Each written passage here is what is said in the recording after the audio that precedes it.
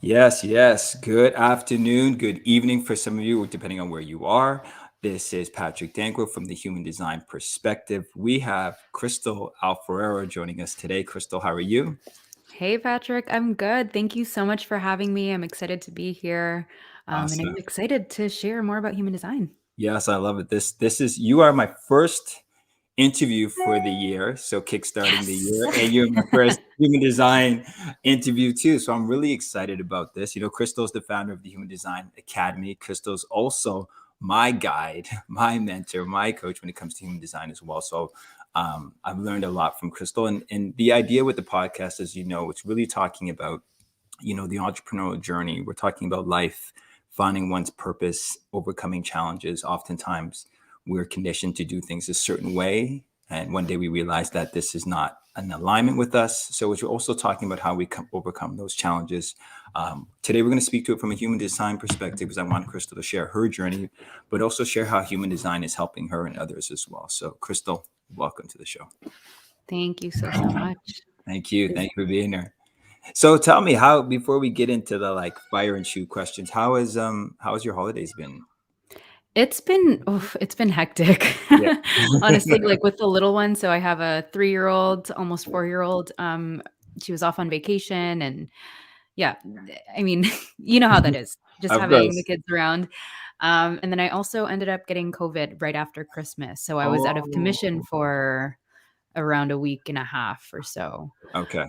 So I was slowly kind of getting back into the groove of things last week, but this week is kind of like my first full week. Yeah. And yeah, I mean, it's also been a week without my family in Canada because I'm, of course, in Spain right now. So Right. um, still miss them, of course, but I won't be seeing them until next summer. So that's kind of how my holidays went. Still happy, still good.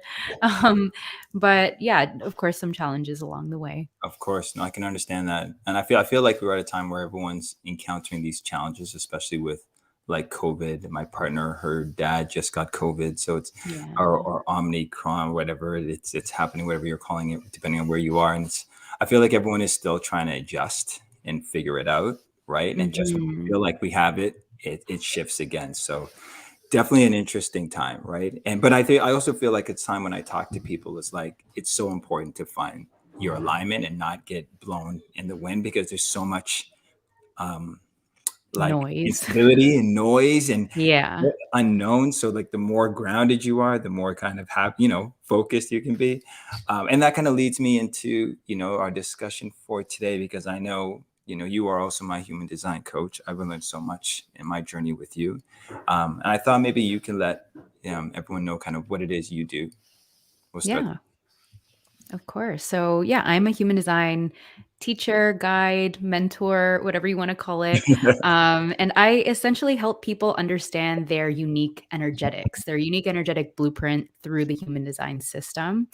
And really, that's so that we can all feel empowered as our most authentic selves and really learn how to master our energy, which is not something that we're taught in the real world, in the Right, traditional systems. right. And also learn how to call in that success and fulfillment in a way that's a lot, more flowy and with a lot more ease and a lot less resistance, right? Yes, absolutely. Absolutely. And you know what, like I think about, that, like you said, calling in and understanding things and having more ease. Prior to human design, I feel like I wasn't exactly sure where my lane was. I was kind of, and I felt like I did, but I, can honestly say, I realized through human design the impact of conditioning, because the conditioning Mhm. had me driving in a certain lane when I should be driving in another lane. And, I kind of wanted to hear, like, what has your journey been with human design? Like, how did you first get into it and discover it? Yeah. So for me, I actually discovered human design basically right before the pandemic started. Like it was January 2020. Right. I actually a couple months prior, decided to like quit my job full time. I was an accountant. I've been an accountant for 7 years prior to starting or going full time into the entrepreneurial space. But I hired a business coach at that time, and she's the one that introduced me to human design. Okay. And when I first came across it, it didn't really like click for me. I know like some people have this instant connection with the system, and some people it takes a little bit of time for you to kind of ease into it for it to, actually become relevant for you.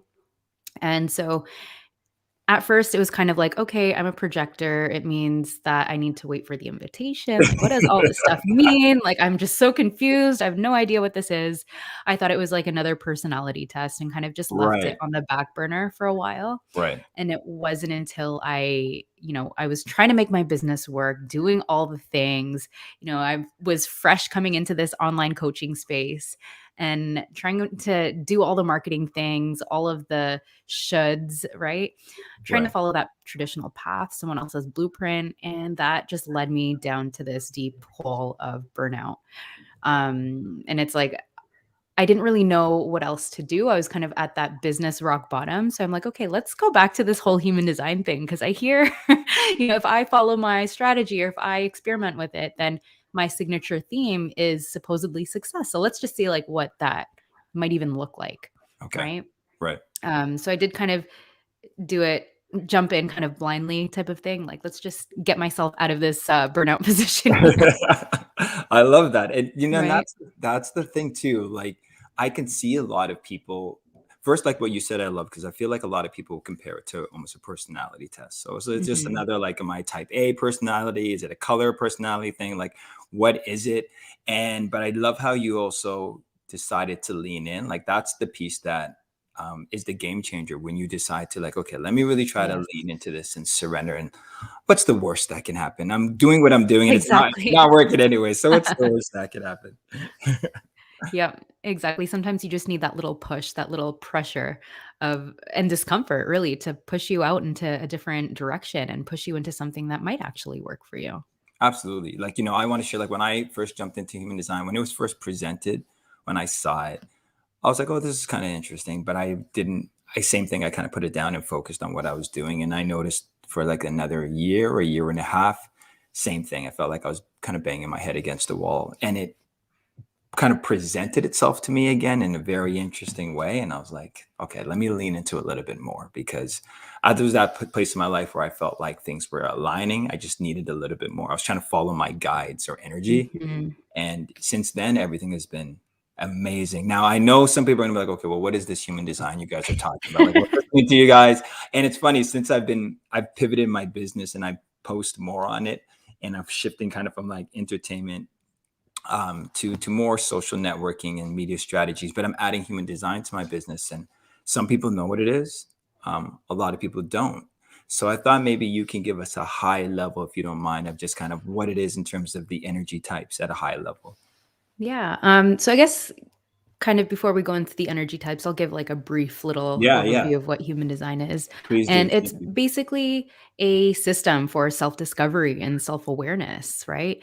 Another way I like to, I've heard it called from my mentor, is that it's a self remembering system, bringing us back to who we really are. Guiding us back to who we really are. And it's a synthesis of both ancient and modern sciences. So it stems or it's rooted in astrology, the Chinese I Ching, the Kabbalistic tree of life, the chakra system, and also a blend of quantum physics. So it's just like a mix of both those esoteric and modern sciences. Mhm. And all of this just comes together to really give you a ton of insight, around who you are at your deepest level, beneath any and all of those layers of conditioning that we might have taken on over the years. And again, like I never like to say your human design chart is who you are, Right. but it's really that incredible framework that guides us back and gives us insights to reflect on, to guide us back to who we really are. We always confirm that for ourselves. And in the most basic sense, human design is really that roadmap of your unique energetic code, and it can teach you how to navigate life in the most optimal and authentic way for you and your specific energy. Because the idea and the whole basis of human design is that we're all different. Therefore, the way that we should do things in life and manifest things into our lives should also be different and not just in this like one linear path that we're kind of given Right. from the get go. So it really just acts as your permission slip and cheat sheet to doing things in ways that are authentic to you and that feel better for you. Right. And so within human design, there are five basic aura types, or actually, there's four basic aura types. One is considered more of a subtype. Okay. Of course, like there's the generators, and manifesting generators. So generators and manifesting generators, these make up around 67% of the population. They're known to be like the great builders. They have this sustainable energy and endurance. And Patrick, you are I forget if I'm you're a a I'm a generator or I'm an an MG. MG. I'm an You're an MG. MG. Of course you are. Of course you are. Yeah. And so the main difference with generators and MGs is that MGs, again, like they have certain characteristics of another type called the manifestors, and they're the ones that are very fast moving. They tend to be very multi passionate, have a lot of interests. They're not meant to live life in this linear way at all. And they're here to really test the limits. And that's really what they bring to the table, that perspective that they have that no one else has, Yes. right? And both of these types, well, they have this gift of mastery, like really mastering what it means to work, and following your passion, following what it is that you love to do. They're here to really spread and share that abundant energy that they have. And they have what's called this enveloping aura that really Mm, kind of magnetizes like all the things that are meant for them, all the people that are meant for them, the opportunities, the experiences, and all they have to do is like really respond to those things, respond to the things that light them up, right? absolutely, absolutely. I love that. And Yeah. then, just to not to interrupt, but No, that's it's okay. always been my challenge as an MG, just trying to find that balance between knowing when to go and knowing when to respond. And Yeah. I've had so many people around me just like, how come you're not doing things the traditional way? You're supposed to stick to your career, stay there, do it. That's how my parents have done it. That's how most of my friends have done it. They've got into corporate right after school and they've kind of stayed into it or whatever it is. And I have like five things going at once and they all light me up and I'm excited about all of them. I'm passionate about all of them. So you kind of look at me. It's funny because you can be labeled as kind of lost and scattered, but it's by doing that is when I felt the most alive and in Yes. line. Yeah, absolutely. And manifesting generators, their biggest challenge is that fear of, being seen as all over the place when really like no, that's what lights you up. You have the energy to sustain all these different things that do light you up. That's what's going to make you happy. And that's where you should give yourself permission to follow, right? If it feels good for you, of If, course. of course, of course. Exactly. And then kind of going on to the other type. So we went through the first two, That's right. generators and manifesting generators. Projectors are the next, I guess, most common type, but around 20% of the population. They're known to be the guides of humanity. So they're here to really show us a new way of doing things because unlike the manifesting generators and the generators, they do not have that sustainable workforce, life force energy. So they have that tendency to get burnt out when they try to keep up with the pace of the world around them, the world that we live in right now. Right. Um, so a lot of us projectors feel lost for a long time, and it can be very relieving to discover that we're projectors and that we're not built to kind of do things in the same way, right? Okay. One of the gifts of the projectors are that they're very insightful, they're intuitive, they have this like big picture view of things, and they can teach generators and manifesting generators how to be wise with Mm. their energy because they don't have that abundant amount because with generators and MGs there's that tendency to kind of misuse their energy at times, throw it in Yes. all these different places. I'm sure you've Very true. experienced that. Very true. um and so one of the things that projectors came here to do is to be wise about the use of energy, be efficient and effective with it. Mm. And their gifts are also being very, they have what's called a penetrating aura. And basically, they have this gift of really seeing the other people, like the other person. Okay. They have a gift of seeing the talents and the gifts of other people and Okay. really bringing that out of them as well. Mm. Right. I love that. Yeah. And they're, How do you again, like, Sure. oh no, go ahead. I was gonna say for my projectors, and people are always asking, I feel like because they're 20% of the population, and then you have this maybe 60, 70% that are MGs and manifesting generators, how do they find the balance between, hey, I want to do things differently, time to rest, but everything around me is saying go, go, go, move, move, move, hustle, hustle, Yeah. hustle. Like how do they find that energetic balance? That's a really good question. Honestly, like when I was working in the 9 to 5 environment, it was very, very hard for me to find that balance because my days weren't dictated by me. My days were dictated by the timelines and the deadlines. So Right. I think one of the first things is finding that work environment that gives you that space to, Mhm. not necessarily have to work those 8 hours or like, I think right now with the whole work from home thing, it's a little bit more flexible than it was before, where like Absolutely. it's okay if you cram all your work done and get it done in 4 hours and like rest for the rest of the day. Right. Um, so things might have changed then, but I think for one, if you're someone that does still work in a corporate environment and you're a projector, to find work environments that are supportive of, different ways of working and not just like trying to force you to work these long 8-hour days. Because that's really, really important. The first thing that projectors need to do is nurture their energy. Mm. And then if you're someone, like me, that's an entrepreneur, really setting yourself up for success by not trying to follow the herds of, and the pace that we feel like we're kind of going on. I see. Um, for me, it's like putting on the blinders and kind of carving out space in my schedule for that rest, for that freedom, so that I'm not trying to keep up with everyone. And I think a huge part of that, it's not just like the practical things that you can do, like, resting and all that stuff. It's really a lot of the inner work that we have to do so that we're Mm. not tempted to fall under the pressure of keeping up with everyone and Right. doing things the same way as everyone. Um, there was a lot of deconditioning on my behalf in terms of unlearning this idea that worth is tied to what I do and what I produce and what I have, right? And just Mm. simply knowing and understanding and accepting that I'm worthy because I am. I'm worthy of success, abundance, fulfillment, recognition for just because I am who I am. I have a certain energy. I have gifts and talents. I'm me, and Right. that's enough. Yes. Right. So there's a lot of like deconditioning around what worth means, what worthiness means. Yes. Um, and then Absolutely. all on top of that, sorry to interrupt. No, no, no, go ahead. No, no, this is your time, Krista. You go. No, and then there's like another thing, because it's so different from what the rest of the world is doing.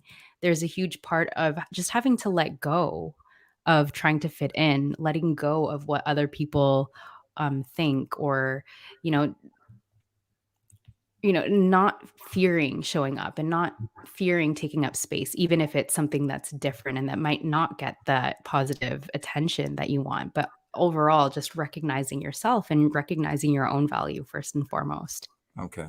No, I love that. And again, I'm not a projector, but I'm working with some people who are projectors, and I can see this struggle. They're like, I feel like I need to show up, or I'm in a work environment, especially some of our entrepreneurs. Like, I feel like the strategy that's been given to me is maybe I need to post every day. I need to do this every day. I need to take on this aggressive strategy, work business strategy, but they can feel that it's not in alignment, but they're struggling because they'll say, well, I've been told that this is the key to success. So if I don't do it this way, then I'm not going to be Mhm. successful and it's my fault. Right. So there's this constant like trying to find that balance and alignment. And like you said, they're tying their self worth to how much you produce, but it shouldn't be that way. Mhm. Exactly. So let's get into the next, or did you want more on projectors before we got on? No, no, no. Let's go. Let's Okay. keep going. So we Okay, got so the next MGs, Gs, projectors. yes. So the next one are our manifestors. This is the one that people tend to envy because of their name, manifestors. Um, they make up around 9% of the population. They're known as the initiators because they just have this powerful aura that is made to be known and heard and seen, right? They have this powerful presence. And they're very independent compared to the other types. They don't necessarily need the other types in order to get things done, in order to take action, to communicate, to be heard, to have I impact, right? That's their love that. gift. So Yeah. jealous. I know. I think a lot of us have that manifestor envy. Yeah. But at the same time, they don't have that sustainable energy. So they do work in these bursts, right? So they still need to um, honor their need for rest when they need it. They're like, if you were to compare sprinters and marathon runners, your manifestors and Mm, manifesting generators are those marathon runners, whereas the right, manifestors are sprinters. They need that time to still recover between work intervals, right? right.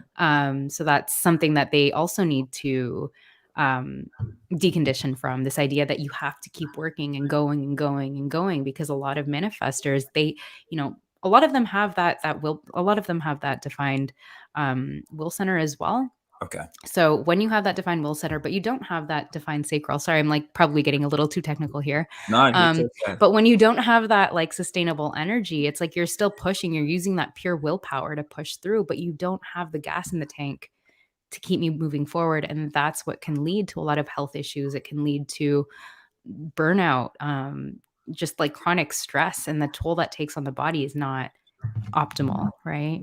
Right, right. So there's still like, it's an amazing thing. It's an incredible thing to be a manifester, to be heard. I sometimes get that envy too, but of course at the same time they still have their challenges as well.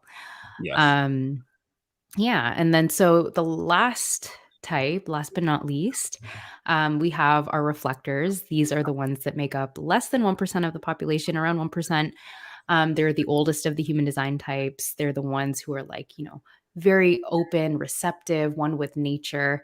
They're known to be the sensitive types, Mm, very, have this deep capacity for wisdom, because they're just constantly taking energy in from their environment. And the reason why they're called reflectors is because they're literally here to, take in the energy around us, or take in the energy around them, and like reflect it back to us. They're the barometers for how we're doing. They help us measure how we're doing as a society. So if you were to, take a reflector and put them in a room full of happy people, they would take that happiness and like reflect it right back, magnify it right back. okay. If you take a reflector and you put them in a group of like miserable people, they'll take that misery and they'll like reflect it right back. So they're kind of just, they're there to experience life in this very fluid way and give us a lot of wisdom and insights on that. They have this gift of understanding other people as if they were them, because they take in all of that energy, Okay. right? So yeah, that's a kind of high level summary of the 5 types. As you know, Patrick, there's a lot more that goes into Yes, this, I but know. I know there's a lot more, but it's good. It's good. Like I wanted people to kind of get a high level understanding as to what those energy types are, because maybe through that discussion they can identify like, oh, maybe I'm this or maybe I'm that. Obviously, they'd have to get their chart and reading to understand, but just so they have understand, like when we're talking about the design types, they know what we're talking about, and also because again we talk about a lot about the entrepreneurial journey. Sometimes I find that human design. I'd love to hear your opinion. It really helps as an entrepreneur kind of really create your path, so to speak. Like sometimes we look at the yes. market or industry that we're in and we might think, oh, it's too saturated, or someone's doing this, so should I do the same thing because I see them getting success, so I should do it that way. Or maybe I shouldn't enter this vertical because everyone's already there. But I feel like it allows you to stand out in a saturated market. It allows you to be confident with who you are. Like you said, it kind of gives you that permission slip to be you, and by that you stand out. But I wanted to hear your thoughts, because that's something that I'm constantly seeing entrepreneurs are trying to figure out. Should I do what they're doing or should I do what that person's doing? Like, how do I do it? Social media, you see it all the time. People are like, maybe I should copy somebody else's strategy. Maybe I should do, like, where do I start? But maybe human design is a way people can start to kind of find out what's best for them. Oh my gosh, yes, yes, yes. Human design is like, honestly, there's so many ways that we can use human design, Right. but I think one of the most important ways of using it is using it to discern what's authentic to you and what's not. Because with human design and strategy and authority being really how you connect to your truth, your inner wisdom, right? Using that to discern what's authentic to you, what's not, and trusting yourself to Yes. do what works for you, trusting yourself to follow what innately is Yes. right for you, despite what everyone else around you is doing, despite what that, successful entrepreneur, whoever your guru is, you know what I mean? Like, despite following what they're doing, like always going back to yourself, because what's going to be the most effective for you? What's going to be, um, the path of least resistance for you and the most enjoyable and most fulfilling for you is going to Mhm. be the thing that calls you. It's going to be what your intuition is telling you to do, right? Yes. That's the difference between having a business that is just like a business and one that's actually in alignment, when you're actually following your truth, when you're following and you're becoming that leader. Yes. I think that's one of the biggest things with human design. It's ultimately, on a practical level, it's teaching you how to be your own leader, be your own authority. That's how you're going to stand out in a saturated market, when you're trusting yourself despite all the noise around you, when you're discerning what's right for you, what's not right for you, despite Absolutely. all the noise around you, and Absolutely. showing up as your most authentic self, right? And speaking your truth, even if it hurts. Yes, yes. I mean, absolutely, and I feel it's also tied in. We can pivot into like finding your passion, right? Like, Yeah. what is your true passion? Like, I've always kind of struggled with this. I mean, it's earlier now. It starts to feel like it's more in alignment, but it's like we have purpose, and you have your passion, you have your profession, and oftentimes for a lot of people, it's like they don't even know what the purpose is or your Hmm. last passion. They just feel like, well, I'm here to work and I have to take care of my family, and this is what I'm meant to do. Whether I like it or not, whether it lights me up is irrelevant. I have to pay the bills. I have to take care of my family. I don't have a passion.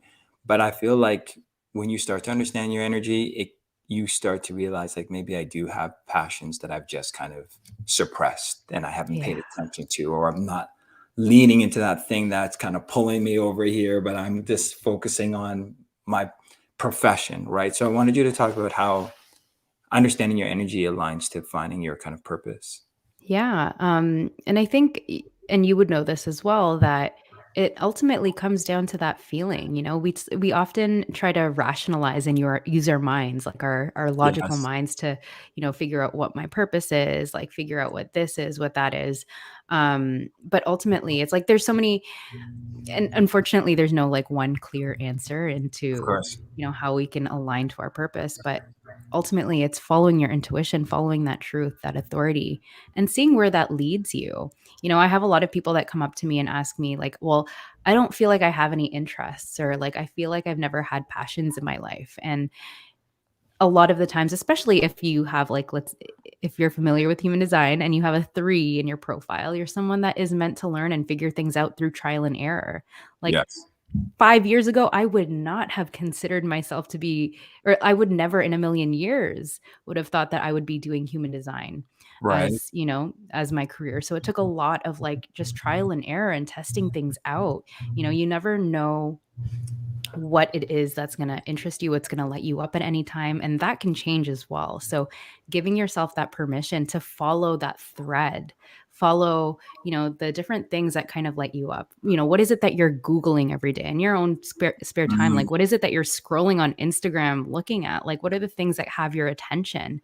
Follow those threads, see where that leads you, and you never know where that can show up. And you know sometimes that might even mean, if you don't think you have an interest, it can mean just like signing up for random classes, going doing random things and seeing what sticks, right? Right. Um, I'm trying to think of an example, but yeah, I had an example earlier that was in my mind and I just kind of ignored it.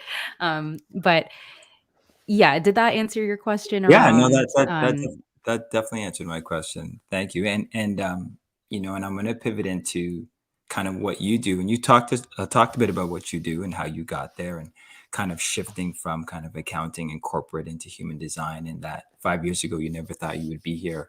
And now you're doing amazing things. Like, I'm going to compliment you and toot you and applaud you. thank you, Patrick. Yeah, definitely, definitely, definitely. Like, absolutely, like the professionalism, the education, the information, like just top of the line. So, I mean, I'm enjoying my process and growth in my journey.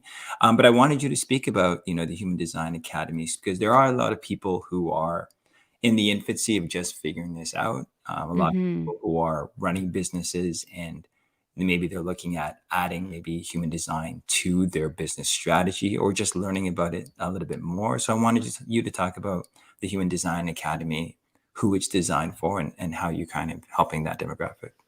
Yeah, of course. So, the Human Design Academy, basically, of course, we teach the human design system in a more like I guess you could say, digestible, clear, straightforward way than a lot of the material that you might find out there. It's Um, amazing. I have to read. It's amazing. This lady is like unbelievable. She's being very like profound. I love it. It's amazing. Okay, sorry. Thank you, Patrick. Thank you. Oh, I just love when a projector is being recognized, don't you? But yeah, so that's what we do. And we teach people not just the system itself, but how to actually use it with your clients, how to give empowering readings, because, human design, it's not the most straightforward, clear cut Right. system to use. And a lot of the language was created from like not necessarily the highest vibration and the highest like expression of things. And so it can sound a little bit disempowering if you're not wording things in certain ways. So we go around, we talk about like all of that kind of stuff, how you can use this tool in a very empowering way with your clients.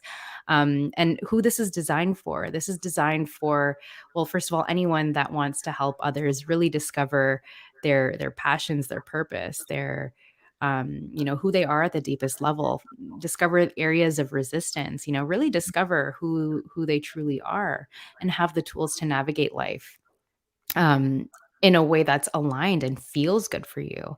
And Yes. of course, the majority of our students are actually coaches and service providers that want, to bring in this more personalized way to serve their clients, because a lot of the advice out there, like especially let's say in business and marketing and social media, it's very like generic in a sense. It's Mhm. like you don't know what strategies might work for one person. And so everything is just kind of like spewed out. I don't know if that's the word, but it's kind of just like spread out there. There we go. I think that's Right. And so human design really gives you a way as a service provider, as a coach, to understand like which strategies or which maybe methodologies, which approaches might suit your clients based on their particular energy, right? And that's where you can find a lot of success, a lot of growth, a lot of expansion for your clients, not just like in whatever service that you're providing, but in life in general. Like there's so many takeaways that you can really bring and depth that you can get to with your client. We have a lot of life coaches as well. And human design is a huge awareness tool. It right. helps you identify and pinpoint those core issues, those core pain points from the get go. Right. And you can come to a lot of deep realizations. And then from there, use whatever tools and modalities and whatever it is to help work through those things. So it can be very, very insightful. Yes. There are so many, as you've seen, like there's so many different ways that we can use human design. And in the academy, we don't just talk about, we don't just like give you the information, but we also have our group calls. Like we have those group mentorship sessions where you really get to explore your design, learn about other people's designs that are different from yours. And I feel like that all comes together to really help you feel confident as a service provider, as, an entrepreneur in using this with other people. So there's so many different like aspects and layers to it. I don't know if you have anything else to add in terms of your experience with Yeah, it no, and how you feel. I definitely want to add to that. Like I love what you said. Often I think it complements your business. Most people that have asked me have been coaches and service providers, and they're already providing an active service to their client, to their avatar. But now just having that to complement your business gives you so much more insight into Mhm. who you are, and just understanding how differently you are versus everyone else, and how you see yourself versus how other people see you.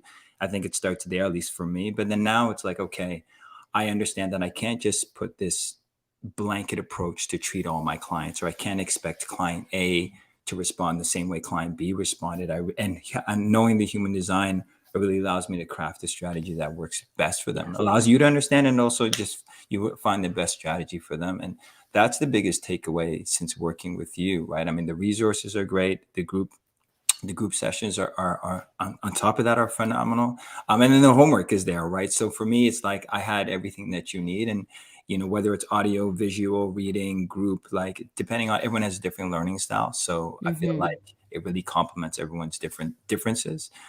But again, like I've mentioned it to a lot of people that I've worked with, some people that I've coached, or some colleagues that I've worked with, just to dive into it more, because once you do, just it's almost like everything just becomes a little bit clearer. And it's just Yeah. like you, this weight is lifted off my shoulder, like, oh, I can really see the conditioning and I can shift that. And I can really see how I want to show up in business. And I can really almost should be better for my clients in a way. Right. So that's the biggest takeaway that I've received doing the human design. Yeah. I feel like it's both like not just for you to use it, but it becomes an experience in itself, like Yes, a, a growth. It's like another growth journey, another personal development journey on its own. absolutely.